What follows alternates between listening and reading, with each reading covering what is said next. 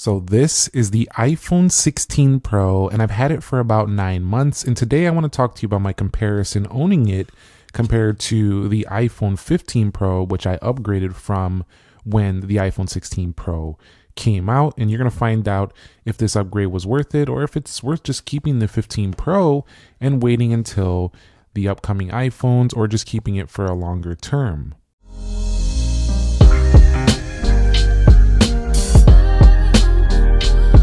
So what is up, guys? Nick here, helping you to master your technology. Now, the iPhone 16 Pro actually started at around the same price, but you did get a 6.3-inch screen now, which is definitely something a lot of people liked, and you come up from a 6.1. Now, the iPhone 15 Pro actually has the same type of display as you're going to find on some of the more base model iPhones now, except for it does have a 120 hertz, so it's still smoother than those, but same size, same resolution, stuff of that sort, whereas the bezels did get thinner for the iPhone 16 Pro, as you can see on the left, and it's kind of noticeable for sure, but you just feel like you got a little bit more screen to watch content, consume media on the newer phone without getting to a max level phone, which I really enjoyed. But talking about the design and the build quality, they both essentially have that same kind of feel. Titanium rails, we have a matte textured glass back here. We do have ourselves camera bumps that do stick off the body, and ever since these came out way back on the, I think it was the 12 Pro, these over here stick out quite a bit. So if you hit them on the wrong angle, they can crack, but they're pretty sturdy overall. Now, the weight of this phone has been noticeable though. This is 199 grams, so it's actually about 12 grams heavier than the 15 Pro. So I think the 15 Pro is still, all these months later, I've thought about the sleeker option. And I've actually switched back to it a couple of times just for its lighter weight feel. So if you like a sleek, thin, light iPhone, but you still want a Pro iPhone, the 15 Pro was one of the best ones ever made, actually. So I do quite miss that. Both of them do have grade 5 titanium, so they're the same durability, and they both have eSIM support only, so you don't have SIM card slots here, at least in the USA. Now, I do have to say that they're both IP68, so they're very tough when it comes to dust and water resistance. But really, you do notice that the iPhone 16 Pro just feels like a beefier, thicker, just slightly thicker, heavier, better battery life version of the 15 Pro. 9 months later, I've enjoyed the camera control button quite a bit over having just this antenna here on the right of the iPhone 15 Pro. So my ownership experience has been pretty good with that element. I don't really care for all the included features on there. I just like using it to open the camera, honestly, and then I still go back to my typical just tap the screen. I never really use this it just slows you down. I never really used it. It just slows me down. But I do like that the button does trigger the camera. Now, both of these do have action buttons, and they do have volume rockers, but once again, you can see they're slightly lower on the iPhone 15 Pro, and the action button is actually smaller on the 15 Pro. But generally, it's just a beefier 15 Pro. That's basically how I feel after 9 months with the design and build quality. Other than that, they're essentially the same phone here. Now, when it comes to the display, both of these are LTPO Super Retina XDR panels, basically both super smooth, super bright, and the text is very sharp while still having that 19:9 aspect ratio for a wider experience. So you can definitely, even on the smaller phone, you can definitely read these articles super easily. Doesn't matter which one you're using here.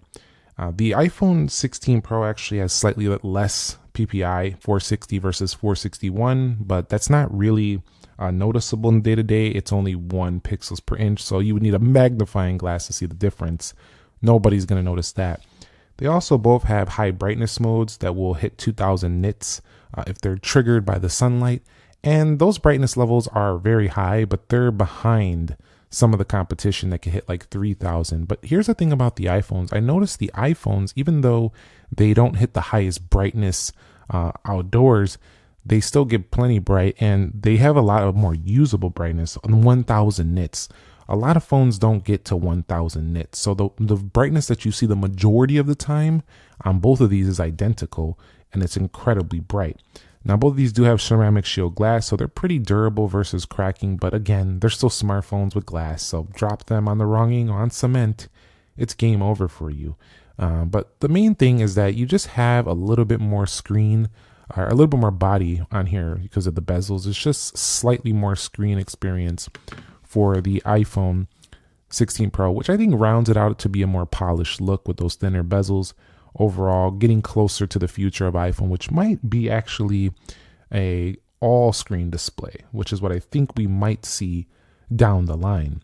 But yeah, generally from a display perspective, I think 9 months later, I don't miss the 15 Pro, mostly because I like how they retain the same size and shape of this phone while giving me more screen. It just felt like I had a bigger phone in a more pocketable size, which has been pretty fun. Now, when it comes to app performance, if I go ahead and launch some of these applications, you're going to find incredibly good performance on either device, but the results will show higher scores on the iPhone 16 Pro. But in your day-to-day operations, you will find that it's just no problem, even for the iPhone 15 Pro. So scrolling through, no major issues whatsoever. I don't care what you're doing. You will see that we do have a little bit of a slowdown when it comes to the animations by comparison to some of the competition. They're just not as fast. That's just the way it is for iPhone. They're going for a more smoother look. But generally, I do think that majority of you will have a great time on either phone. And months later, I haven't really thought about the performance too much with the 16 Pro. I just know it's trusty and reliable. But when it comes to CPU benchmarks, the iPhone 15 Pro can still do a really decent job. So everyday use, not really going to slow you down on this phone whatsoever. You're going to have no issues on here. So when talking about the software, the main thing is that these are both running the production software. The main thing I've noticed is that in the later versions of iOS 18, it definitely got smoother and more reliable. I haven't had many bugs or issues in these past like 18.5. Earlier on editions, when the 16 Pro first launched, I was getting some weird crashes and stuff quite frequently. But the liquid glass is coming this year, fixes these only dark tinted icons. You do have more customization than ever before in iOS 18, and now with 26 beta, you're improving that even further. But generally, the software experience at its core has still felt basically the same as iOS has been feeling for years, but that's not a bad thing. It's a very practical choice, and it does have a really good ecosystem. So your day-to-day operations keeps your systems in sync. In addition to that, they do tend to flow very nicely. So you don't really have an incredible issue at all with day-to-day performance. And I always felt like the iPhones, especially when you have like the Mac, the iPad, Apple Watch, these devices, once you have them all set up, I kind of feel like they just flow in the background of your life, kind of like a refrigerator or like a microwave, just something in the background, just works all the time. You don't have to think about it. It just works once you get it set up. Not at first. You got to get it set up, got to get used to it. But once you do, it just kind of works. And those updates come in pretty regularly. But here's the thing. 9 months later, I have no improvement to the software experience over the iPhone 15 Pro. Sans maybe the camera doesn't zoom quite as far, and the camera control button with its little hardware software integration. But both of them do employ the dynamic island, so it doesn't matter which phone you go with here. If you do want to get, your Uber Eats tracked, or maybe your flight times or timers or anything like that, phone calls, the dynamic island is something you'll be able to enjoy on both phones. And so 9 months later, using both of these, I do feel like I had zero upgrade from the 15 Pro. So if you're still rocking the 15 Pro, you get that premium feel as well on that device. And that carries me on over into battery life. One of the areas where I tended to really notice a difference is battery life. The iPhone 15 Pro just wasn't a great performer in this department. It tended to give me a kind of that feel where like you got to charge at like 8 or 9 o'clock at night. Whereas the 16 Pro is that device that once I charge it up, I know it's lasting all day. And that's really a good peace of mind kind of thing. So if you love your 15 Pro, you want basically a similar type of phone with better battery life, the sell of this phone and then apply it to the purchase of this would give you what you need. It will give you that longer battery life. But if you're looking for that like 2 to 2.5 day experience, I don't find that on either. The 16 Pro, I still got to watch it a little bit because it's still not max level battery life, but I don't got to watch it like I did on the 15 Pro. This one I had to really be careful. And here's the thing. This one also, I didn't talk about in performance, but this one did have thermal issues. So it got too hot a lot of the time, especially under heavy load. Apple did throttle it back a bit on some updates, but definitely it doesn't get too hot anymore on recent updates. But early on, this thing was toasty. However, because they have to control the heat on that phone through software, the iPhone 16 Pro has better sustained performance, which is very important. However, if you do wait until the upcoming Pros, they're probably going to have some type of vapor chamber thing or some other thermal efficiency improvements that will beat both of these in overall heat. So definitely you might want to wait for that if that's something that does concern you quite a bit. But from the charging perspective, both of them do have the USB-C, which is a big deal for people coming from the 14 Pro or 13 Pro. Both of these are great. However, the issue is that these aren't fast charging. So these are not the type of phones you could just throw on the charger and be 15 minutes in the shower, be on your way to your next destination. You're gonna have a lot of charge left.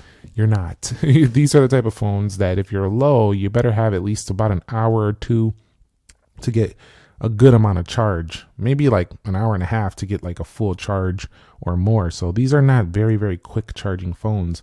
Although they are faster than like the older 5-watt iPhones, they're not nowhere near like OnePlus or the Samsung's 45-watt charger, something like that. So when it comes to the camera experience, let's go over here to the iPhone 15 Pro. You can see we have the 2X, the 3X on both, but we have the 5X on the iPhone 16 Pro. So that's the main thing I really enjoyed about this upgrade was the increase in zoom. I no longer had to get the max to get the zoom.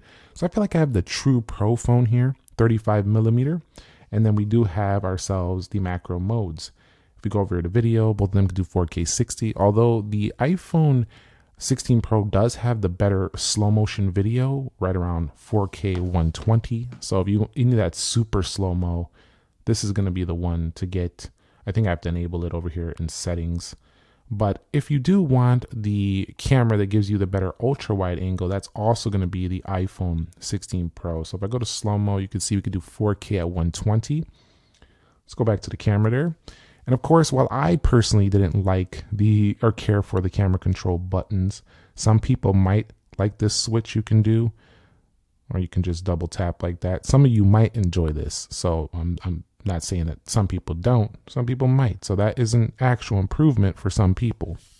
Now, the main thing though, is I do like having a really sharp ultra wide camera. That is definitely fun because I like when all the cameras match up like with the quality. So the more cameras we get with closer matching quality, I enjoy more. But here's the crucial point to note here.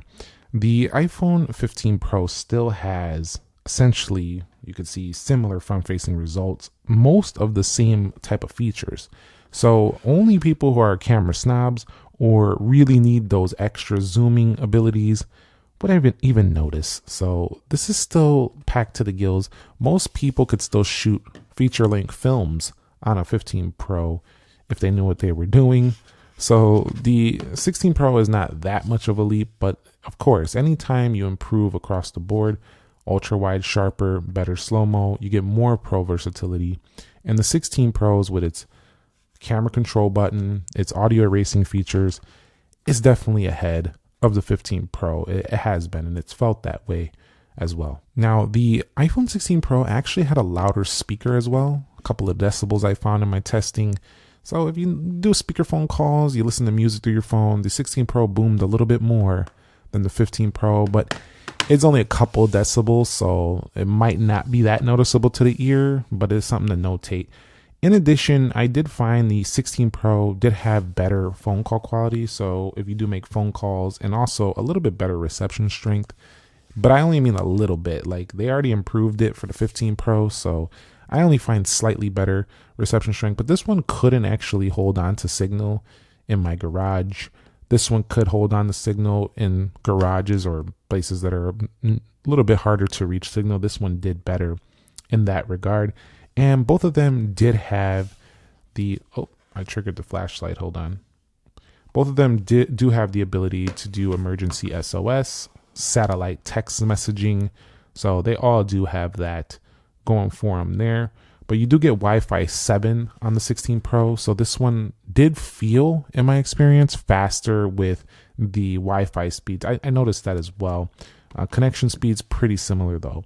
So the final verdict here after 9 months of ownership, upgrading from the iPhone 15 Pro, as a YouTube content creator on technology and smartphones, I definitely am always going to cover the latest, but as a consumer, I feel like I probably wouldn't have done this upgrade if this was my main phone and I seen this. I don't think you missed out a ton with this device, unless you're really picky about those few little features. I think if you held on to this and you wait for the 17 Pro, you probably did a better choice. Or if you go to the wait for the next version even, you'll be fine. So both of these are built to last, and the 16 Pro, while it was a little bit better, it wasn't groundbreakingly better, but the main thing is it's just a better usable phone with the battery life day to day. So I think the battery life was my top feature upgrade, with the 6.3-inch screen also being a nice one. Thumbs up if you enjoyed it. Subscribe if you haven't already. Have a great rest of your Sunday, and I will catch you all in the very next episode. Nick here. Be sure to be well, and peace.